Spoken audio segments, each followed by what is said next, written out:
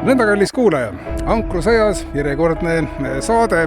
Me oleme Tartus, Tartu territooriumil. Seda võib inimesed ka helitaustast aru saada, et on selline tegelikult väga mõnus sume ja lausa sulnis suveõhtu, seda enam, et eile see suvi algaski. Aga me oleme Lodjakoja sadamas õigemini. Ja vestluskaaslaseks on täna meil Lodja Priit, ehk siis Priit Jaagovagi. Tere, Priit! Tere kaute, jah. No nii, oled ilmaga rahul? Ei, täitsa tipp-topp. Oleks nüüd siin homme ja ülehomme sama ja siis oleks veel eriti hea. No sa mõtled seda, et siis oleks nagu jaani ajal, nagu mis plaan üldse jaani ajaks on? Ma saan aru, et lähed Suursoosse. No me siin plaanisime keset Peipsit minna, panna ujuva lõkke põlema ja siis kunagi Laadoga peal tegime sama asja Jõmmuga, kui me käisime seal Veliki Novgorodis, et seda mäletatakse siiamaani, kui tore seal oli, et sai lõkke alt nagu läbi ujuda, mitte ei pidanud üle lõkke hüppama. See on jah selline uus, mitte uus, aga see siis on selline vana komme, eks? No jah, 2010 aastal me esimest korda seda katsetasime, et juba on päris palju aastaid tagasi viimase või esimesest korrast jah, et nüüd on juba peaaegu 15 aastat vahet peetud, et nüüd peaks jälle tegema, oli siuke mõte. Mille peale see tuli tehakse, et ta niimoodi kannatab siis? Me siin praegu just leiutamegi seda, mille peale me teeme ja kuidas. Meil on siin üks taaskasutatav parv, lõkkeparv, aga see vist natukene lekib, et me vaatame, võib-olla teeme ikkagi midagi uut ja huvitavat. Et on ikka mitu korda kasutatav või lõpuks ikkagi mitte? No loodame, et saab ikka mitu korda kasutada, jah. Aga Laadoga peal see ettevõtmine, see jäi aastatesse siis millistesse? No 2010 käisime Veliki Novgorodis olid rahvusvahelised hansapäevad. Siis meie sõitsime sinna Tartu linna esindama ujuva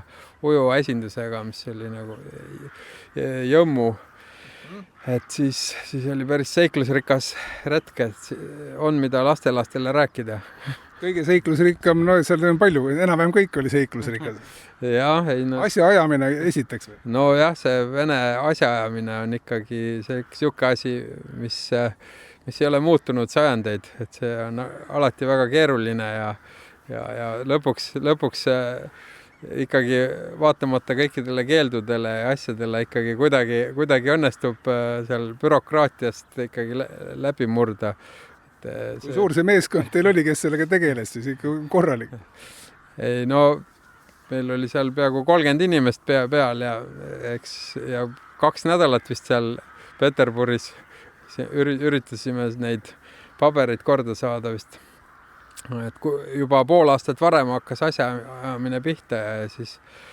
Aga startisite siis, kui kõik oli juba korras või ikkagi asjad olid pooleli veel? Ei, no meile öeldi, et kohe saab korda, et ei ole mingit probleemi. Et me olime juba teinud kõik avaldused ja asjad ära, mis olid nõutud ja siis me hakkasime... Ja need hansapäevade organisaatorid ütlesid, et tuleb suur rahvusvaheline laevade paraad, et tulge teie ka, et nemad ajavad kõik asjad korda, et meie peame lihtsalt mingi avalduse täitma ja siis kõik aetakse korda meie eest, et me peame lihtsalt kohale tulema ja siis sõitma sinna Veliki Novgorodi kohale, aga lõpuks selgus ikkagi, et kui me kohale jõudsime, no see on väga kõva asjaajamine, et Vene sisevetel ei tohi nagu võõrama laevad liikuda, et siis mitte nagu meile, et sõidad siin Soome alusega ringi. Jah, et põhimõtteliselt kuni leitnant Smiti sillani tohivad sõita nagu võõrast. Stalini ajast on juba siuke seadus vist, et spioonid ei saaks tulla oma laevadega Vene sisevetele, et siis on mingi karm seadus, et põhimõtteliselt pidi vist 15 ministeeriumit kooskõlastama ja siis Putin lõpuks pidi ka oma allkirja andma, et siis siukene üks suht väikest mõõtu laev saaks siis sõita sellest sillast natukene sisemaa poole,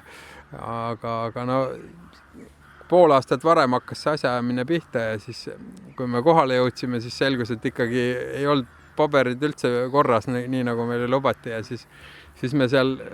ootasime seal jahtsadamas. Kuigi Putin oli juba andnud allkirja, jah? Vaat ma ei teagi, jah, seda paberit me lõpuks ei näinudki, kas seal oli Putini allkiri või mitte. Aga kuna ja siis selgus, et ainuke välislaev vist üks Narva meremeeste väike paat oli ka meremeeste klubi, aga muidu ühtegi teist välislaeva seal ei paistnud, et mõned Vene laevad ikkagi tulid lõpuks sinna paraadile, aga siis me seal tükk aega mitu korda juba hakkasime minema, et üteldi, et kõik on nüüd korras ja siis tulid mingid automaatorid ja piirivalvurid kohale, ütlesid, et kuhu te lähete, et kohe tagasi ja niimoodi solgutati ja siis lõpuks leiti lahendus venelastele omapäraselt, loominguliselt, et siis otsustati, et ise ei tohi sõita see lodi sinna Peterburist Veliki Novgorodi, et tuleb teda pukseerida. Või anti valida muidugi, et kas me lähme Vene lipu alla oma laevaga või siis pukseeritakse see kui lodjakujuliselt ladustatud puitmaterjal sinna puksiirlaeva sabas nagu. Ja alguses öeldi, et tuleb meeskond maha võtta ja lipp maha võtta. Aga siis hakkasimegi suure puksiiri taga minema sinna Veliki Novgorodi, et see oli 3 korda vähemalt suurem ja väidetavalt 2000 eurot maksis üks tund selle puksiiri renti, et siis 3 ööd päeva siis puksiir vedas meid sinna Veliki Novgorodi. Aga te maksma ei pidanud seda? Meie ei maksnud, et siis veetigi meid sinna, aga muidugi nii kui piirivalve ära oli läinud, nii me tõmbasime lipu ahtrisse ja siis võtsime inimesed ka peale ja siis sõitsime ikkagi uhkelt esimest korda sinimustvalge lipuga läbi Peterburi Veliki Novgorodi ja enam seal sisevetel ei kontrollinud meid keegi, et see läks lõpuks libedalt, aga muidugi tagasi sõiduks enam puksiiri raha ei olnud korraldajatel, siis me tulime oma nii-öelda jõudu ja siis tegimegi Laadoga peal jaanipäeva peatuse, tuli Peegelsile Laadoga järve, siis panimegi keset järve ankru sisse ja siis leiutasime niisuguse ujuva lõkke, kust siis alt sai läbi sukelduda ja oli väga meeleolukas. Peole kogunes teisi aluseid ja teist rahvast ka peale teie? Ei, nad ei saanud. No mõned kohalikud paadid ikka käisid meid seal uudistamas, aga muidu me olime ikkagi oma seltskonnaga põhiliselt. Praegu me seisame täpselt, istume tegelikult suure sume vööris ja vaatame siit umbes 10 meetri kaugusel on siis lodi Jõmmu, et Jõmmuga ju kõik see algas. Tegelikult algas lottide valmistamine, kas see jutt on õige, et ta algas sellest tünnisaunast kunagi ammu-ammu? Jah, see hakkas tõesti ümmarguste veepidavate asjadega, mis ei olnud laevad, jah, et me kunagi tegime endale lihtsalt meelelahutuseks mõned need kümblustünnid, et need olid ühed esimesed Eestis vist. Ja siis vist üks oli enne vist Soomaal tehtud. Ja siis me läksime sinna MK-etapile raja äärde kaasa elama selle tünniga ja siis pärast seda, kuna oli vist külmapühad või nagu ei olnud suusatajaid võimalik näidata, siis Eurosport näitas kogu aeg meid ja meie tünni. Me seal lustisime täie raha eest ja siis kuulsust kogunes oma jagu sellega seoses meile ja kui meil oli Jõmmu ehitamise nii-öelda plaan, siis me muidugi ühtegi paati ega laeva ei olnud enne ehitanud, et meil oli lihtsalt idee ja siis kõva peale hakkamine, aga teadmisi ja oskusi ei olnud väga palju. Aga siis käisime Tartu linna valitsuses raha küsimas, et meil on niisugune plaan, et me tahaks ehitada nüüd niisuguse lodja valmis, et siis tookord oli Andrus Ansip oli linnapea ja siis tema nagu kratsis kukalt ja ütles, et kuulge jah, et ühe ümmarguse selle veepidava asja olete valmis ehitanud ja sellega päris palju kuulsust kogunud ka, et äkki saate selle lodja ehitusega ka hakkama ja siis saimegi sealt linna käest päris korraliku toetuse, tänu millele meil siis see esimene Jõmmu valmis õnnestus ehitada, et praegu on jah juba 20. hooaeg meil käimas Jõmmuga, et teine hooaeg selle sumega ja 20. Jõmmuga, et ses suhtes on sihuke päris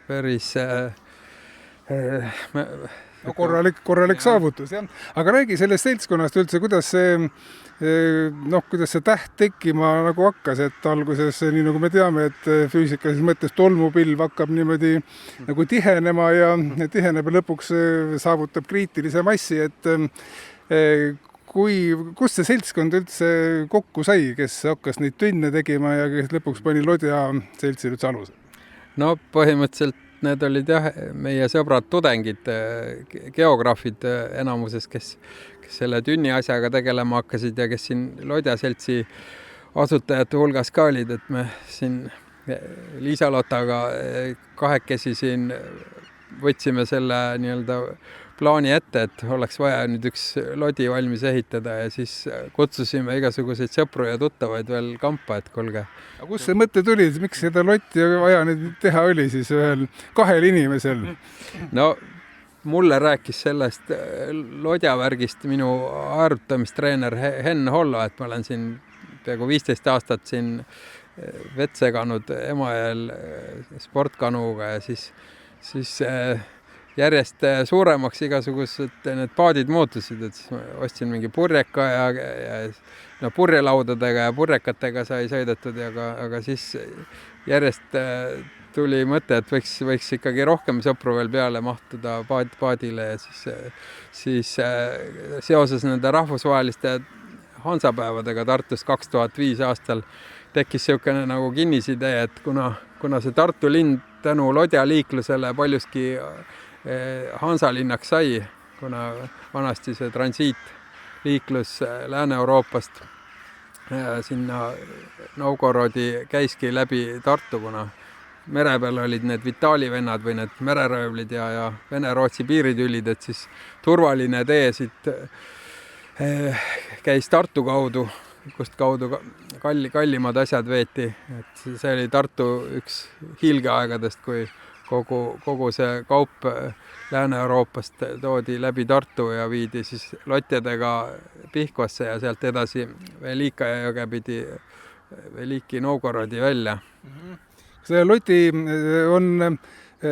ta oli sajandeid ikkagi üle mingi 500-600 aastat enam ühesuguse arhitektuurilise lahendusega. Jah, no põhimõtteliselt ta ongi jah nagu dinosaurus ligipääsmatul platool või me siin toome niisuguse võrdluse, et sisuliselt jah, 600-700 aastat tagasi Hansa kogede eeskujul ehitati see lodi, et ta tehti natukene ümarama kerekujuga, et oleks siin madalamas vees parem sõita, aga muidu see plangutus, kereehitus ja taglas ja kõik on täpselt sama nagu Hansa kogedel. Ja isegi Tallinna linnaarhiivis on mingi märge selle kohta, et üks kogemeister saadeti Tartusse laevaehitust õpetama ja no siis praktiliselt mujal Euroopas kadusid juba 500 aastat tagasi sellise taglase ja sellise kereehitusega laevad ära, aga siin Peipsi peal see klinkerplangutus on niisugune hästi sitke, see siseveelaine on niisugune hästi terav ja järsk, et ta merepaadid kipub laiali lammutama, aga kuna ta ei tõsta laeva, vaid nagu peksab laeva, et siis see nii-öelda klinkerplangutus ilmselt seda väntsutamist kannatab paremini, et need kakuaamid ka kõik samamoodi torutati üle või nagu pandi niisugust plangu vahekohtadesse niisugused liistud veel takuga koos lisaks peale, et see Peipsi laine, mis väntsutab seda keret, ikkagi laeva ära juputaks. No Jõmmu peal on sõitnud nüüd juba tükki aega tagasi, oli 100 000 inimest sai täis, et praegu see number on juba oluliselt suurem. Jah, no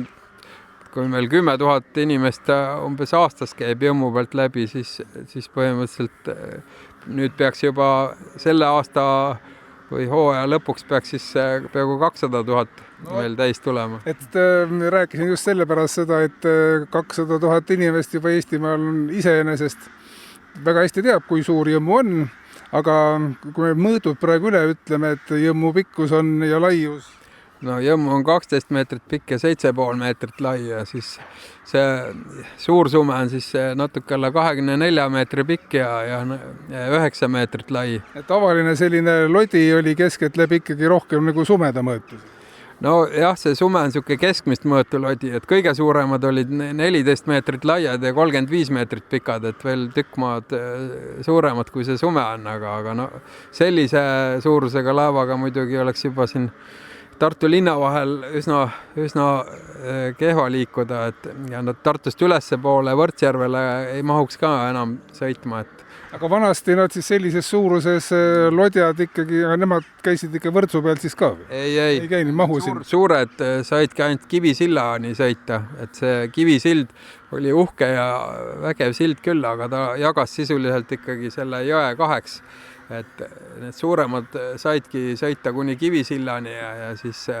väiksemad lodjad või oli täitsa nagu eraldi laevastik, mis käis Tartust ülesse poole ja Tartust allapoole. Kas selle Kivisilla ju loomise või ehitamise üks peamisi põhjusi ei olnudki mitte see, et kergendada linnainimeste jalavaeva, sugugi mitte? No eks ta jalavaeva vist vähendas, aga paadimeestele ta väga ei meeldinud ja noh, siin isegi tsaari ajal oli vist mingi plaan, et ma olen näinud tsaariaegset nii-öelda Kaarsilla projekti, et oligi juba tsaari ajal vahepeal niisugune mõte laevameeste nii-öelda mõjutusel vist tekkinud, et peaks selle arhailise Kivisilla nii-öelda demonteerima ja siis tegema mingi niisuguse moodsama silla, mis laevaliiklust vähem segaks, aga sõjas see plaan nagu viidi ellu. No nii nagu paljudelgi kordadel. Meie jutt on nüüd saatejuhi juhtimisel pisut hüppelik, aga kui võtame korraks selle Kivisilla, et on ju inimesi küll, kes siiras usus ja ma täiesti saan neist aru, sellise esteetilise ilu hindavad inimesed, et kui nad ka on eest vedanud Kivisilla taastamise nagu mõtteid, et see teeks kohalikul jõelaevandusel ikkagi päris suurt tuska siis, et lõpetada, siis jääkski üles ja allavoolu laevastik. No jah, siis me peaksime ära otsustama, kummale poole Kivisilda me siis oma laevastikuga jääme, et kas või ühe laeva või ühe lodja viime ühele poole, teisele poole ilmselt. Teil on ju praegu 2 neid olemas. Jah, me saaks niimoodi teha, et meie poolest ei oleks hullu. Aga me jäime nüüd sajandite tagusesse aega ja rääkisime sellest, et Suur-Sume on selline keskmine lodi, siis Jõmmu oleks olnud siis lottide hiilkaegedel üks ikkagi päris pisikene. Tehti üldse nii väikeseid? Tehti ikka? Tehti jah, isegi veel natuke väiksemaid oli ja ilma selle pealmise katuseta tehti niisuguse laia või lahtise kerega lodjad olid lisaks katusega lottidele, et need, mis käisid siit Tartust ülesvoolu, need olidki enamasti ilma katuseta, et järve lodjad olid katusega ja need, mis rohkem jõe peal sõitsid ja siin sildade alt pidid läbi mahtuma, need olid ilma katuseta. Ja puhttehnilises mõttes saab ju aru, et kui sõita allavoolu, siis ju vool viib ja ega ju suurt muret ei ole, et sisepõlemismootori leiutamiseni ja ka aurumootori leiutamisel läks veel pikki sajandeid aega. Järvel sõideti ju siis purjega, kui oodati sobilikku tuult ja no sedamoodi jah, vist asi käis, et no tegelikult raapurjega saab ka sõita nii külgtuules kui tihttuules, kui hästi nii-öelda pusida, aga ilmselt jah, ikkagi püüti kala ja siis oodati soodsamat tuult, kui noh, vanad ajad olid, aga siis lõpuotsas muidugi juba aurupuksiirid tulid appi, mis vedasid neid lotju vastuvoolu ja vastu tuult, kui oli vaja. Ja siis enne aurupuksiire siis inimesed? Jah, siis see oli talu perenaiste nagu niisugune lisateenistus olnud, lodja vedamine köitega kaldalt nagu porlakid. Venemaal oli samasugune amet, aga no, siin väidetavalt nii palju, kui meile on räägitud, tegid seda tööd jah, naisterahvad, kes või nagu taluperenaised ja oma maa peal võisid vedada, siis pidid naabrinaisele edasi andma köie otsa, tema oma teenistusest ilma ei jääks. Taluperenaised, nagu kui palju üks taluperenaine siis teda seda lotti vastuvoolu siis veab, et see ikkagi oli nüüd rohkem. Ei no tegelikult muidugi ega pikalt neid ei veetud, ma arvan. No me oleme siin katsetanud ka, et tegelikult üsna väike tütarlaps jõuab sihukest lotti vaikselt sikutada vastuvoolu, aga noh, siin jõe peal olid sihukesed käänakud, kus alati oli tuul ebasoodsast suunast, et siis oli vaja käänakust nagu laev läbi sikutada, et nagu kilomeetreid ja kilomeetreid niimoodi köiega vedada oleks olnud nagu liiga sportlik ettevõtmine, aga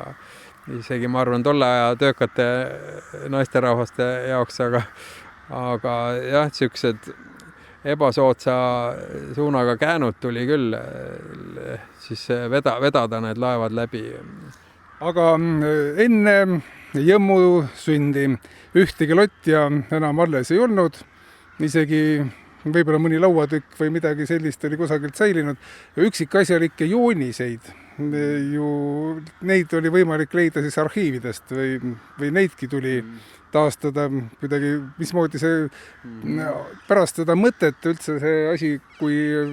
nüüd minna tehniliseks ja konkreetseks asjaks läheb, et kuidas järjekord oli siis? No jah, kui see plaan tuli, siis me käisime Eesti Rahva Muuseumis, seal oli hästi palju pilte lottidest ja leidus ka 2 joonist, üks sihukese väiksema lodja joonis, mis sai siis selle Jõmmu nii-öelda ehitamise aluseks ja siis teine oli selline 2-mastilise lodja joonis, selle järgi me siis tegime selle Suure Sume. Aga lisaks olid Meremuuseumis olid päris detailsed ilusad mudelid, et üks esimesi Meremuuseumi eksponaate oli üks lodja mudel, mis meile siis laenutati selle ehitamise ajaks siia Tartusse. Et sealt me saime siis ka vaadata päris palju asju, mida jooniste pealt ja siis fotode pealt ei olnud võimalik välja lugeda, aga siis jah, suur osa asju tuli ikkagi endal leiutada seal, teha ja ümber teha, et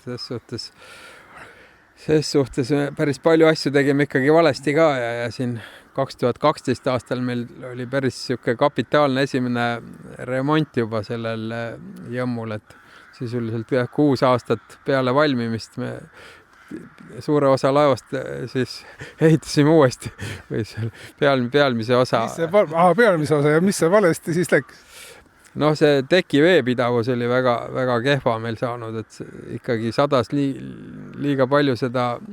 vett sinna laeva sisse ja siis need tekitalad, kõik mis seal teki all olid nii palju juba niiskus ja mädaniku kahjustusi saanud, et sisuliselt selle vahetasime ära ja nagu sisuliselt pooled laevakaared vahetasime välja ja plangutust ka oleme siin nüüd selle aja jooksul päris palju ära vahetama pidanud, aga no nüüd oli mõte, et võib-olla 20. juubeliks teha järgmine suurem remont nüüd Jõmmule, et järgmine aasta saab 20 aastat Jõmmul täis.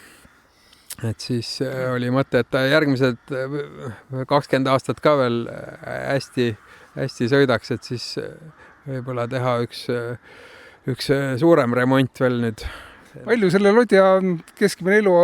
eluiga üldse vanasti oli? No 20-30 aastat oligi enamasti, siis oli lihtsam juba uus ehitada, kui vana hakata lappima. Aga siis tekkis mõte, saite joonised, kui nüüd seda aega liini edasi rääkida, siis oli kohta vaja ka, kus kohas üldse ehitama hakata, et selle koha peal, kus praegu lodjakoda on tollel hetkel ja enne seda üldse, noh, et inimestele, kes ei tea nii täpselt, et mis siin oli? No siin oli sihuke suur vabaõhu ujula, Matteuse projekteeritud sihuke poolringikujuline supelmaja, aga sellisel supelmajal kahjuks enam vist väga suurt funktsiooni ei ole, kuna inimesed ikkagi eelistavad enamuse aastast käia Aurakeskuses või sihukeses sooja ja sinise veega kohtades ujumas, et siin see Eesti suvi on nii, nagu ta on, et seda head aega, kui kannatab siin ujumas käia, on umbes 2 kuud ja siis 10 kuud seisab see rand suht nii-öelda tühjana ja see supelmaja ilmselt sellepärast ka lõpuks ära lagunes, et ta ei leidnud siis väga aktiivset kasutust enam lõpuotsas. Et siis käisime siin kui meil see plaan tuli, erinevaid kohti siin jõe ääres vaatamas ja otsimas, et kus siis sobiks ehitama hakata seda jõmmut ja lõpuks ikkagi tundus, et see vana vetelpäästehoone juures olev plats on nagu ikkagi kõige sobilikum selleks ülesandeks ja tegelikult siin viimased lodjad, August Kruuv ehitas ka siit mingi umbes 100 meetrit allavoolu, oli vanasti niisugune turbakuur, kus siis talvel sai ja sügisel sai ehitada laevu ja siis kevadel või suve alguses, kui turvas hakkas tulema soost, siis tuli teha plats puhtaks ja laev välja veeretada või vette veeretada ja siis põhimõtteliselt sellest ajaloolisest viimasest kohast ei olnud kaugel ja see muidu ka tegelikult siin tundus niisugune hea auraga koht, et siis me tookord saime nautida linnavalitsuse igakülgset toetust, nii rahalist kui muud moodi toetust, et sisuliselt meil... Et tulite lihtsalt, käisite mööda jõekallast ja et siia sobib ja... Uurisime, kas linnal on mingisuguseid platse, kus saaks niisugust asja teha ja siis pakutigi ühena võimalustest see plats meile välja ja see tundus meile igatepidi sobilik ja siis me sisuliselt tegimegi siin mõne kuuga, tegime niisuguse kasvuhoone moodi asja valmis, ise kleepisime need liimpuidust kaared kokku ja panime sinna kile peale ja saime vist mingi 20 000 krooniga selle nii-öelda ajutise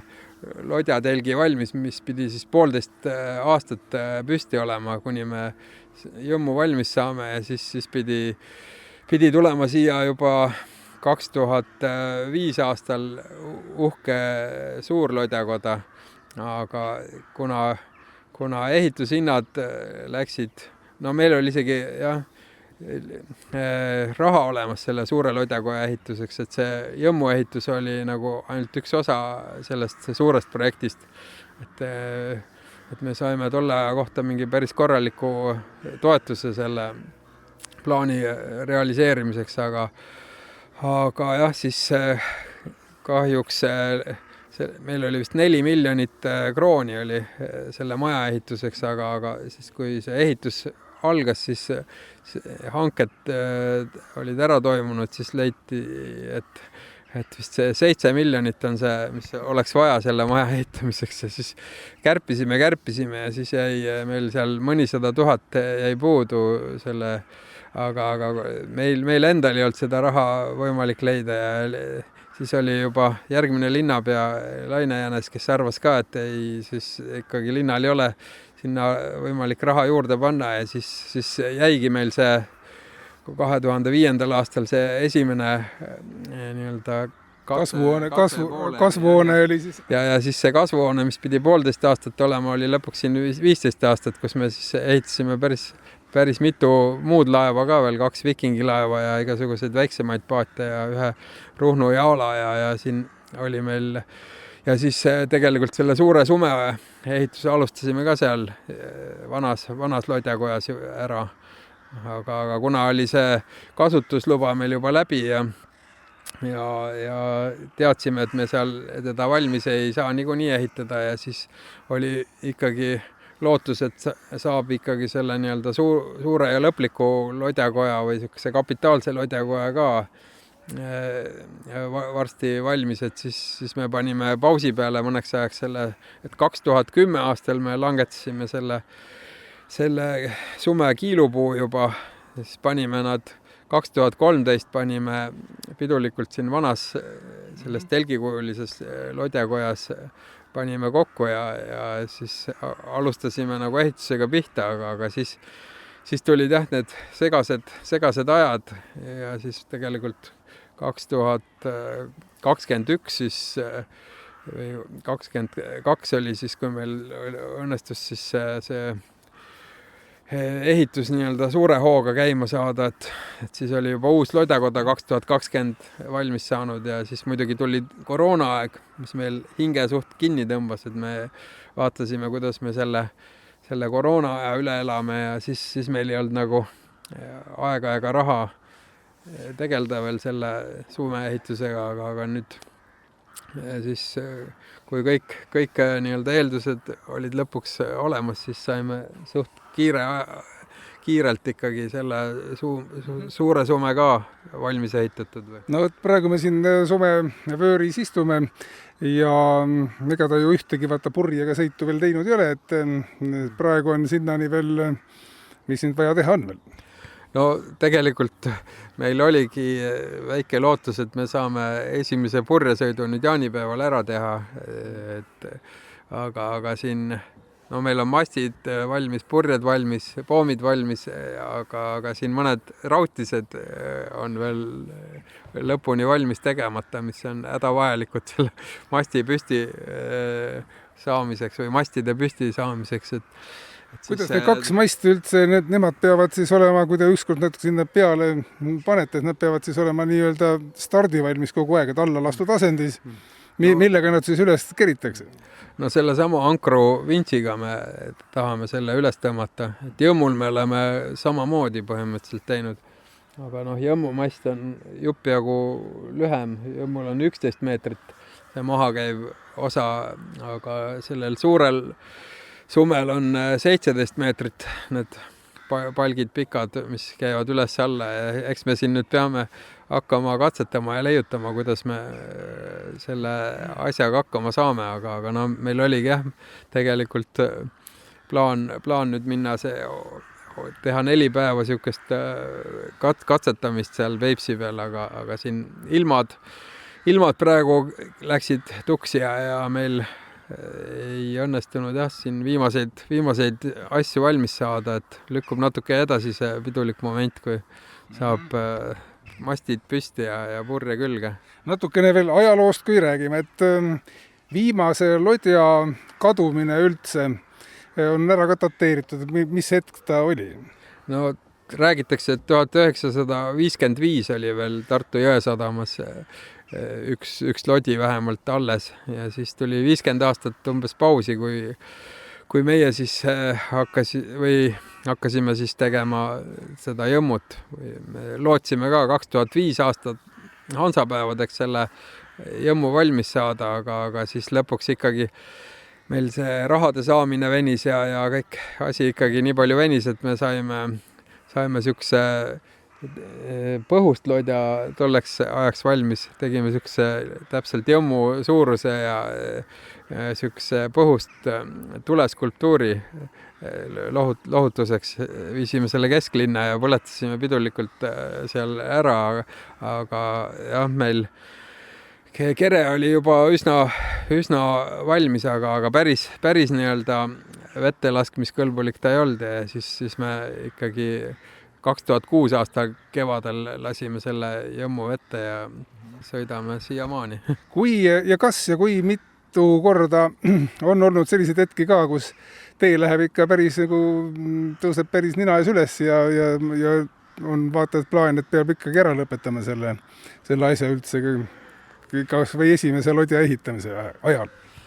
Ei no neid hetki on siin päris mitmeid olnud tõesti, kui tundub, et nüüd enam ei jõua ja ei taha, aga siis ikkagi kuidagi oleme suutnud ennast ikkagi motiveerida, et ikkagi kuidagi edasi punnida siin seda asja. Ja nüüd on juba jah, tõesti üle Lodja selts on 2004 aastal asutatud, et nüüd on juba jupp jagu aastaid mööda läinud sellest, aga tegelikult praegu ka on üsna sihuke keeruline segane aeg meil, et mitte ainult meil, vaid teistel laevameestel ka, et siin uus seadus vastu võetud siin just hiljuti, mis nõuab, et iga aastal tuleb nüüd reisilaevad kerekontrolliks välja võtta või tuukriga üle vaadata. Et see bürokraatia vähendamise mingi projekt, et jutumärkides, et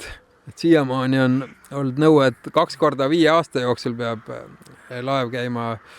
kerekontrollis, aga nüüd Keskkonnaministeeriumi eestvõttel meiega konsulteerimata ja kõikide laevameeste halvaks üllatuseks selgus, et tuleb nüüd hakata iga aasta laeva kere ülevaatust tegema ja ongi see mure, et Tartus ei ole ühtegi niisugust platsi, kus suuremad laevad saaksid väljas käia kerekontrollis. Et see plats, mis me seal Madruse tänaval valmis ehitasime, selle kohta me saime ka siin nüüd paar nädalat tagasi linnavalitsuselt lõpliku kirja, et seda platsi ikkagi ei ole nad nõus legaliseerima ja siis seal Ihaste silla juures olev plats on ka endiselt nagu valmis ehitamata ja seal ei ole mingit kasutuslube kellelegi, et sisuliselt tähendab see seda, et kogu Tartu reisilaevastik võib soikuda või vähemalt kõik suuremad laevad, mis nõuavad või mille jaoks on vaja ikkagi suurt platsi või slippi välja tõmbamiseks, et need väiksemad, mis kraanaga on välja tõmmatavad või treileriga, et need saavad siis muidugi edasi sõita. Et jõmmut me saame ka tõmmata niisuguse suure treileri peal sisse välja, aga niisuguse sume suurust laeva ei ole kuidagi võimalik sisse ka välja liigutada ja siis muidugi sume peab jääma praegu, kuna tal ei ole kohta, kuhu teda talveks õnnestuks välja tõmmata, siis me peame selle nüüd, mis me siin arvutasime, peaaegu miljon maksma läinud puulaeva ka jätma siia jäämeelevalda jõe peale, et siis hoidma hinge kinni, et ikkagi see liikuv jõejää seda kere katki ei saeks ja see laevukene meil kevadeks allveelaevaks ei muutus. No mõni aeg tagasi ju käis kaptenite delegatsioon linnavalitsuses rääkimas sellest Ihaste silla kandis olevast nagu slipist või siis platsist, kuhu saaksid need laevad välja tõmmatud saada, aga see mõte ei ole kusagile siis praegu arenenud enam? No praegu küll jah, ei ole. Meil oleks siin selle Liivapraam Koidu juures paar asja ära teha, enne kui me siin Eesti värava süvendustöödele lähme, aga ega siin Tartus ei ole ühtegi varianti praegu, kus me saaksime selle Koidu kas või niimoodi osaliselt välja sikutada. No praegu siis on nõnda, et hakkame siis lugema rahvale tuntud teatud laevu, mis siis võivad tänu kõikide juhuste ebasobiva kokkulangemisel siis ka kasutuseks kõrvaldatud saada, siis Pegasus, niisiis Arabella esimene, mis on tulnud, siis mõlemad lodjad, jõmmude saate välja sikutada. Sumet ei saa ja siis Koitu ei saa suur liivapraam Koit. Suurt liivapraami Koit ei saa ja siis tegelikult meil selle Vanemuise remondi lõpetamiseks oleks ka vaja ta korra veel veest välja tõmmata, et see seisab ka paljuski selle taga, et meil ei ole ühtegi platsi, kus me saaksime seda remonti ära lõpetada. Praegu on selline seisukord, et näiteks jõelaevanduses, et kujutame ette restorani, millel ei olegi kööki ega tagaruumi, ega ongi ainult söögisaal ja kõik need asjad püütakse siis ära toimetada. Töötajate riideruum ja köök ja juurviljaladu ja kõik on nagu laudade vahel. Ja põhimõtteliselt on niisugune pentsik olukord välja kujunenud, et seda vajadust on siin juba või sellest on linnavalitsuses räägitud siin juba aastaid ja ma läksin volikokku ka selle nii-öelda lootusega, et äkki õnnestub kuidagimoodi kaasa aidata sellele asjale, aga tundub, et siin pigem oli sellest volikogus olekust kahju kui kasu, sest ma olin küll siin koalitsiooni nii-öelda liige, aga siin ikkagi arvati, et see, kui siis minu nii-öelda nõudmisel midagi linnavalitsus teeb, et see on väga korruptiivne ja halb asi, et siis kui ma oleks lihtsa laevamehena käinud seal linnavalitsuses seda muret kurtmas, oleks olnud palju lihtsam, et kui ma nagu linnavolinikuna seda ja koalitsiooni liikmena käisin rääkimas, siis kõik ütlesid, et ei, kuulge, et see näeb halb välja, et kui siin lodjameestele, kes on koalitsiooni liikmed midagi lubatakse, et siis seda võidakse siis korruptsioonina käsitleda ja kedagi selle eest vangikongi panna, kui meile vastu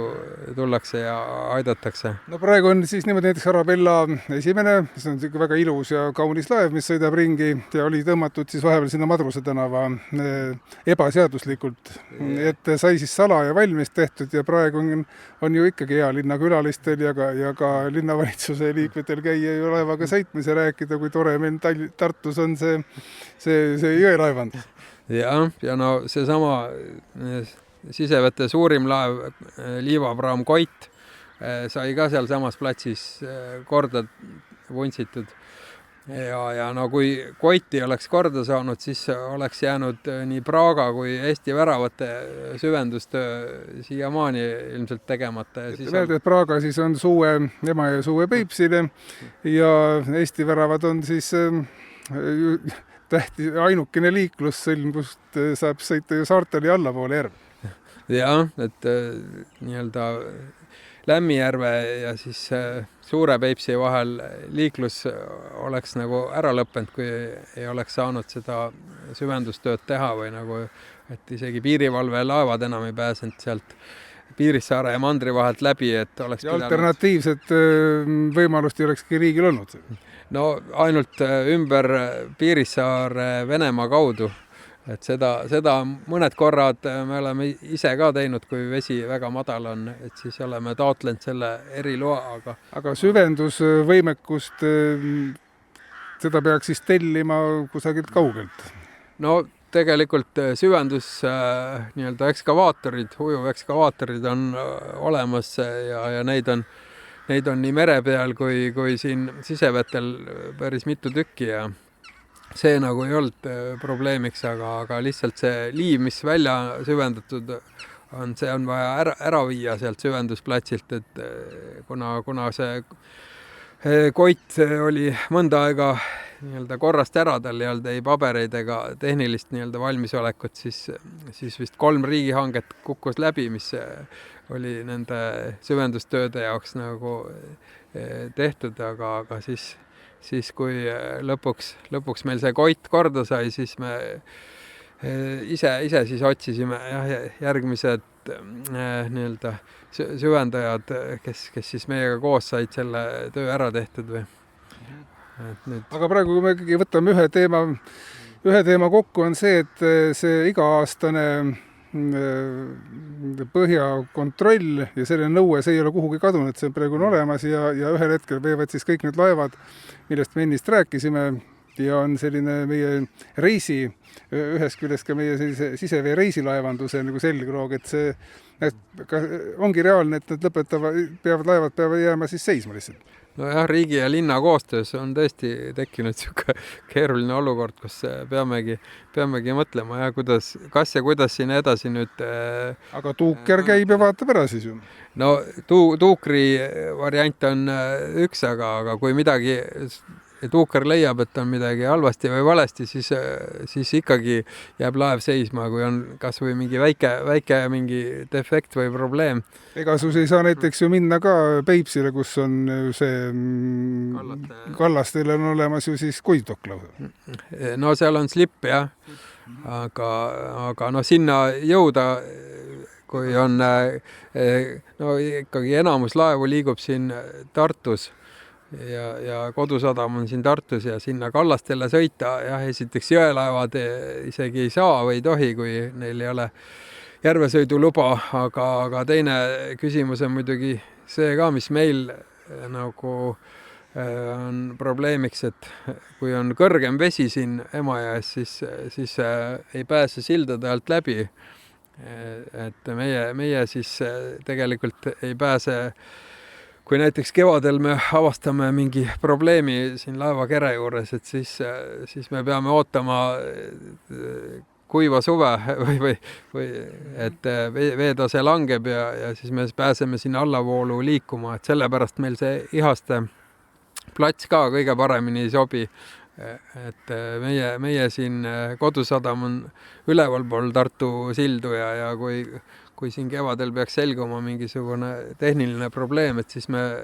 ei saa kuhugi nii-öelda oma laeva remonti viia, sest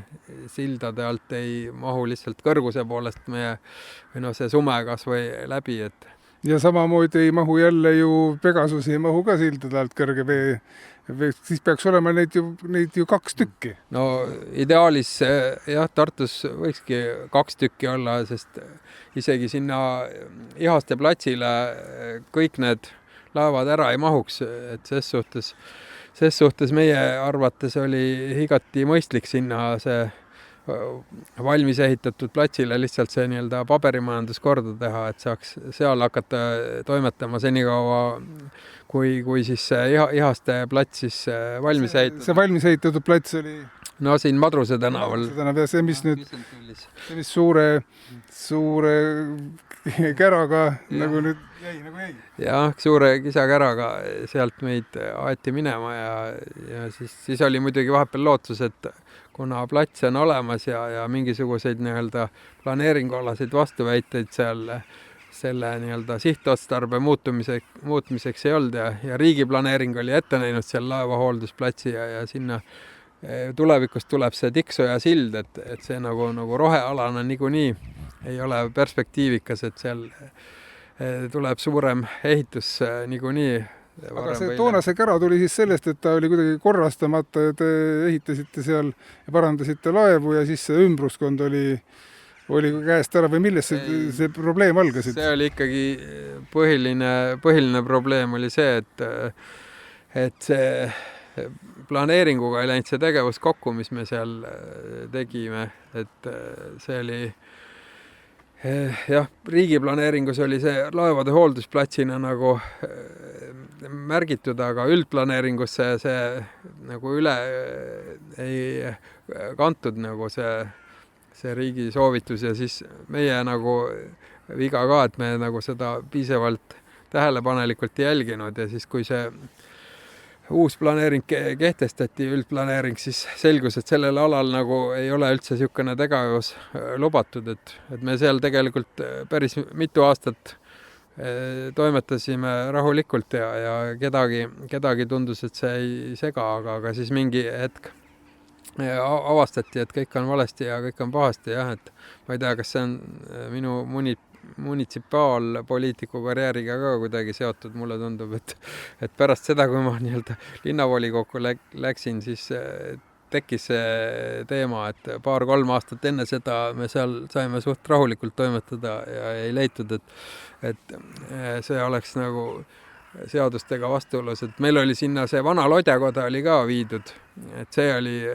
ka üks probleeme, et seal leiti, et see on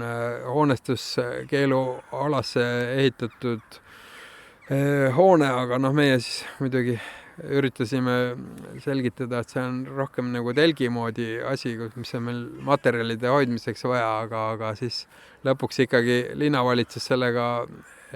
nõus ei olnud ja käskis meil selle nii-öelda teiseldada või lammutada. Aga siis me käisime Tartu vallas rääkimas, et meil on niisugune mure, et see plats on kohe linna servas. Ja nemad vaatasid seda lodjatelki ja ütlesid, et nende arust küll see mingi hoone ei ole. Ja siis asi lõppeski sellega, et me tõstsime kraanaga nagu üle kraavi Tartu linnast Tartu valda selle vana lodjakoja hoone ja siis oli kõik jälle korras. No ühest küljest, kui sa nüüd vaatad 20 aasta tagust aega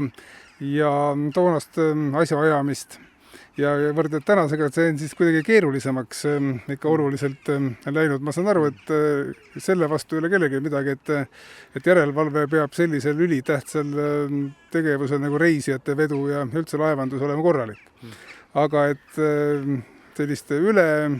ülemõtlemist ja arengupidurit näed sa järjest rohkem siiski? Jah, kuidagi järjest keerulisemaks on läinud, keerulisemaks ja kallimaks nii-öelda laeva sõidukorras hoidmine, et võiks arvata, et nagu kui 25 aastat või rohkem ei ole nagu ühtegi reisilaeva põhja läinud või no isegi sisuliselt vist Vene ajast saadik vist ei ole ühtegi mingit reisilaeva siin sisevetel põhja läinud ja noh, siin jõe peal sõitvatel laevadel, isegi kui neil peaks mingi ootamatu leke tekkima, on ju võimalik kohe keerata ennast kalda äärde, sõita turvaliselt nii-öelda rahvas maha lasta, et ei ole suur meri, kus keset merd ei ole midagi võimalik ette võtta ja siin Peipsi järves on ka üksikud kohad, kus sellise suurusega laev nagu Sume oleks võimalik täielikult ära uputada niimoodi, et tal katus välja ei jääks, et siis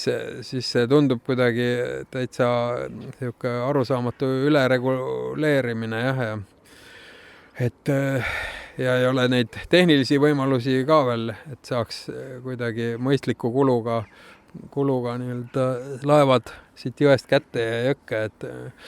ilmselt kõige parem lahendus oleks, kui oleks niisugune nii-öelda travel lift või niisugune nagu suur slipikraana siin sisevetel kuskilgi, et ega need slipid ja need kraanaga väljatõstmised tegelikult on juba niisugused ajast ja arust lahendused, et on palju paremad variandid olemas ja kui siin seda reisilaevandust tahetakse arendada, siis olekski ilmselt üks niisugune slipikraana siia sisevetele kuhugi vaja korraldada. Praegu on mis seis siis on, et ametnikega on mingisugused jutuajamised ikkagi veel pooleni ja protsessid või lihtsalt ongi ühel hetkel lõpetatakse tegevusluba ära laevadel? No jah, me siin oleme isegi seda mõtelnud, et kui siin, et see Suur Sume on nüüd täitsa mere ja ookeani kõlbulik laev, et kui ikkagi väga keeruliseks siin sisevetel läheb, eks me siis kolime mõneks ajaks soolastesse vetesse, kus on kõik kraanad ja slipid ja asjad olemas ja tuukrid ja noh, Tartus isegi kui on tuukri ülevaatust teha, siis ühtegi nii-öelda sertifitseeritud sellist tuukrit, kes seda tööd saaks teha, ei ole, et tuleb ikkagi Tallinnast 1000 euro eest endale kutsuda tuuker üle vaatama ja Emajõe vesi on ka selline väga vähe läbipaistev, et tuuker võib seal küll käia ja paberi välja kirjutada, aga üsna nii-öelda keeruline on seal. Ta läheb ikkagi vee alla ja on seal ja tuleb tagasi ja ütleb, et pange edasi, poisid. No jah, põhimõtteliselt jah, niisuguse paberi ta peab välja kirjutama, et laev saaks siis edasi sõita, aga noh, lisaks sellele tuukri ülevaatusele on ikkagi doki ülevaatused veel ka nõutud, et ainult tuukri ülevaatusega Transpordiamet rahul ei ole, et seda võib vist mõned doki ülevaatused võib asendada tuukri ülevaatusega, kui ei ole nagu mingisuguseid probleeme laeval, aga jah, selle nii-öelda kasutegur on suht väike ja kulu üsna suur. Mõned asjad on, mida me kohe ei saagi tunni aega ära rääkida. Praegu päike vajub mõnusalt jõe kohale ja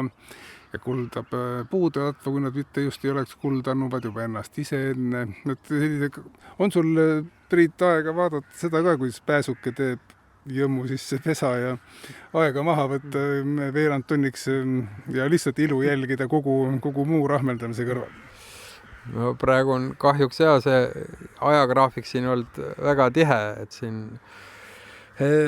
pääsukeste vaatamiseks kipub aega nappima, aga no loodame, et siin ikkagi suve jooksul tuleb rahulikumat aega ka, et siin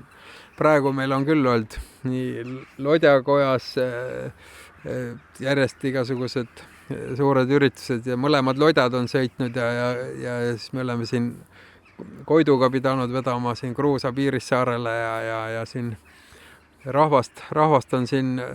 Mis nad teevad selle Kruusaga Piirissaarel, küsib teenist? Teid ehitavad? Jah, teede remont üle, ma ei tea, 20-30 aasta toimus sel aastal Piirissaarel, et siis oli vaja 3000 tonni kruusa sinna peaaegu vedada ja siis see on ka siis Koiduga, mis on ka salaja tehtud kalda peal korda. Sedamoodi jah, et salaja ebaseaduslikult jah. Näed, Liisa-Lotta toob laeva peale ilusaid suuri lilli, et siis oleks jälle nagu ilusam vaadata kõike seda, aga kunagi mitukümmend aastat tagasi ja üldse alanud või alguse saanud selline suur rõõm vee peal liikumiseks, kannatada sul ei ole saanud, kalestunud ei ole võitluses reaalsete oludega, mulle tundub. Ei no praegu on ikkagi kogu aeg asi vaatamata keerulistele oludele ikkagi tundub edasi arenenud, et siin reisilaevu on tulnud juurde erinevaid ja meil on ka tegelikult ikkagi laevastik vaatamata kõigele ikkagi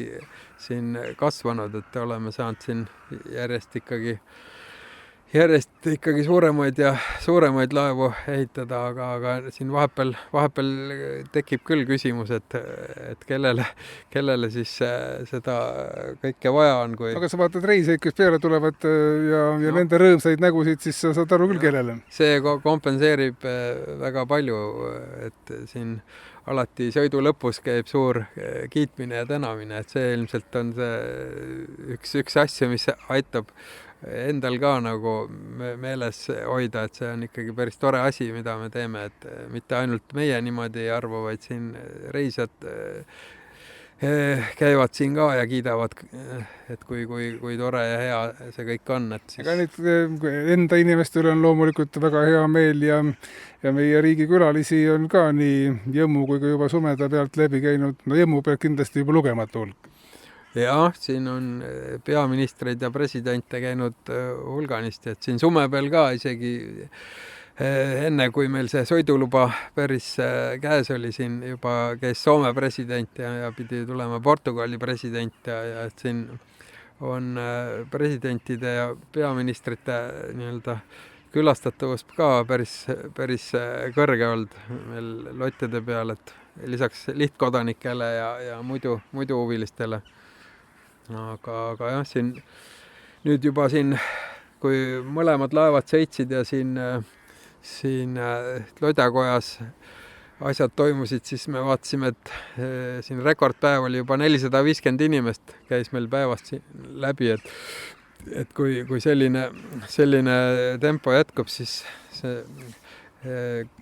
200 000, mis nüüd peaks olema käinud siin Lodjaga sõitmas ja Lodja peal peaks siin üsna varsti mitmekordistuma, et kui see külastatavus ja populaarsus endisel tasemel püsib. Nüüd muidugi igat saadet võiks teha, praegu võikski Lodja Priiduga võikski rääkida paar nädalat järjest. Igasuguseid juhtumisi on tohututes kogustes nende aastakümnete jooksul, hirmsaid ja ilusaid hetki ja hirmus ilusaid ka, et praegu ongi selline hästi hirmus ilus vaatepilt, kui me näitame seda meie headele kuulajatele ka paralleelselt meie jutuga, et kui me nüüd selle kokku võtame selle seikluse vahepeatuse nüüd praegu siis, et ega sa ju ei kahetse küll, et see kõik on niimoodi läinud, et me praegu siin, et ma pean ütlema, et oled sa nõus sellega, et enam-vähem kõik asjad, millest sa oled mõelnud, on ju praeguseks hetkeks siiski olemas, valmis? Jah, kunagised unistused on tõesti suuremalt jaolt kõike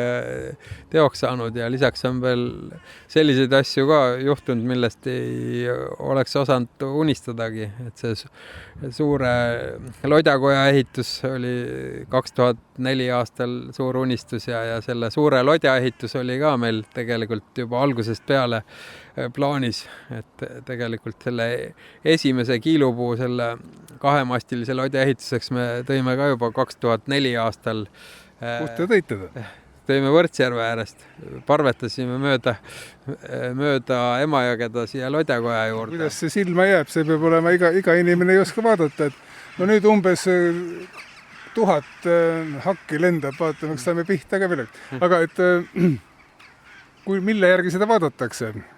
See peab olema ikkagi väga täpne silm, et selle emapuu ära näeb. No jah, ega meil see esimene tegelikult, mis seal salata, väga hästi õnnestunudki see emapuu valik. Et meil kipuvad kõik asjad minema alles 3. katsel nagu õnneks, et selle Lodjakoja ehitus läks 3. katsel õnneks, siis see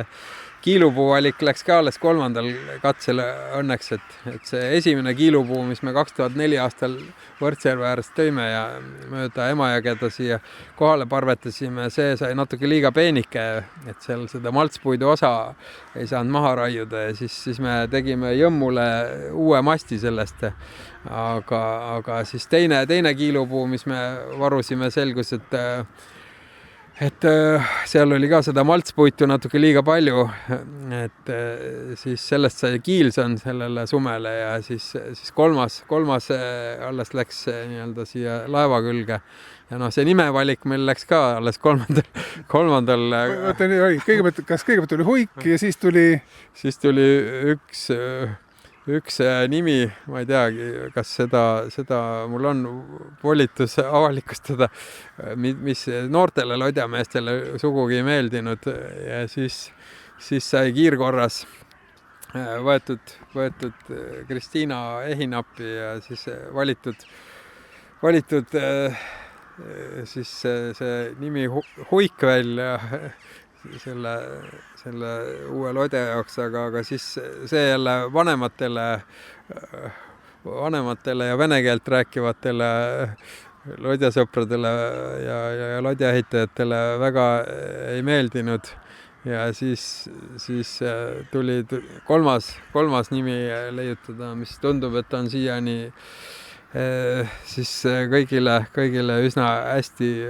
meeldinud ja keegi ei ole ütelnud, et nüüd on vale nimi, et peaks veel 4. nime leidma. Kui see on muidugi hästi raske nüüd saate lõpetuseks ülesanne, aga sa võid võtta mõtlemisaega, et me vaatame siin nii kaua kaunist päikest, et kui sa ühe sellise kõige südamlikuma hetke oma sellistest lodjaseiklustest välja valiksid, milline see võiks olla, et ma arvan, et ta jääb sinnest Jõmmu algusaegadesse kusagile või mida nendest tuhandetest ja tuhandetest hetkedest välja valid? See, kui Jõmmu sai vette lastud ja selgus, et ta jääbki vee peale, see oli üks väga meeldejääv hetk ja ei saanud ju mudeleid katsetada basseinis. Jah, seda ei saanud teha ja siis muidugi see oli päris uhke, kui me selle ümber Läänemere tiiru tegime Jõmmu ja Vikingilaev Turmaga. Et siis seda käisime Rootsi kroonprintsessile pulmakingitust viimas Jõmmuga ja Eesti vanalaevadega, et sõitsime siit Pärnust Kihnu-Ruhnu kaudu Gotlandile ja sealt Stockholmi ja käisime seal Sigtunas või Rootsi sisevetel veel seilamas ja siis viisime printsessile kingituse ja siis tulime Ahvenamaa kaudu tagasi, käisime veel Narvas ära ja siis tegime päris pika tiiru ja siis kui laulupeo tule nii-öelda saabumise ajaks jõudsime Tallinnasse, kus oli uhke vanalaevastik meid tervitamas ja meil niisugune uhke reis õnnelikult selja taga, et see on ka üks niisugusi eredamaid mälestusi, mis meenub praegu ja mida saab lastelastele siis ka vast kunagi edasi rääkida. Et kui palju suure sumeda peale inimesi võib tulla? No 120 reisija kohta on, et siin peaks olema sisevete suurim reisilaev. Kui kõik need inimesed, kes on aegade jooksul Lodjakojale hoogu õiges suunas andnud, kas nemad mahuvad korraga sumeda peale ära või siiski on see kuidagi see hulk on ikka suurem? No kindlasti mitte, sest juba Jõmmu ehitusel me vaatasime, et meil 12 inimest olid need, kes meil nagu ehitusest palka said ja siis 150 nii-öelda vabatahtlikku käis meil seal siis nõu ja jõuga veel lisaks abis, et ainuüksi, kui tahaks võtta need Jõmmu ehituse abilised peale, siis juba nemad ainult nemad ei mahuks peale, et me peame ikkagi terve nädal aega vist sõitma, enne kui kõik need suuremad abilised saame ära sõidutatud. Selline koht ongi siis Lotjadel, 2 neid siis on enam kui 50-aastase, nüüd juba 70-aastase vaheaja järel tulemas. Et iga intervjuu peab kunagi ära lõppema, selle me praegu teemegi selle lõpetuse, et aitäh sulle, Priit, vastu võtmast ja soovin kõikidele inimestele, kes hingega asja küljes on, ükskõik mida nad siis teevad, edu ja jõudu ja suurt purjede all sõitmas näeb siis suurt sumedat sellel suvel kindlasti. Ja, ma arvan, Sisevete festivalil peaks saama täispurjes Lotja näha, et kes saab, siis võite tulla vaatama oma silmaga. Selge. Sisevetefestival.ee, ütleme selle asja ka ära, et see on üks meie Sisevete kõige suuremaid ettevõtmisi. Algab Võrtsjärvelt, siis on Emajõe festival keset Tartut ja edasi juba siis Suure järve poole samuti. Aga nüüd ma vaatan, et keegi on materjali